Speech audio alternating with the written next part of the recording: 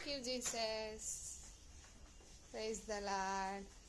పిల్లలు చూడండి, వదిలేస్తే ఎంత హ్యాపీగా ఆడుకుంటారో, ఎంత సంతోషంగా ఉంటారో.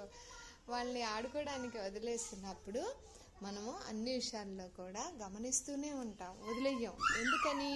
వాళ్ళకి ఎటువంటి ప్రమాదం జరుగుతుందో, అంటే వాళ్ళు ఏ విషయంగా కూడా అక్కడ దెబ్బలు తగులుతాయని గమనిస్తూ ఉంటాం కదా. మన దేవుడు కూడా అండి మనకు అన్ని విషయాల్లో కూడా స్వేచ్ఛనిచ్చాడు. బిడ్డలు ఆడుకున్నంటే మనం స్వేచ్ఛని ఇస్తున్నాము, అలాని గమనిస్తున్నాము, జాగ్రత్త పడుతున్నాం. మన దేవుడు కూడా మనకి స్వేచ్ఛనిచ్చాడంట. ఏ రకంగా?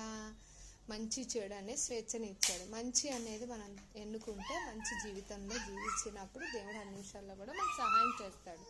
చెడు అనుకోండి, ఏమవుతుంది? దాని మూలంగా అంతా కూడా మనకి అన్ని విషయాల్లో కూడా మనకు తెలుసు అది తప్పని తెలుసు, అయినా చేస్తారు. ఇప్పుడు చూడండి, పిల్లలకి అది తెలియక తప్పని చేస్తారు.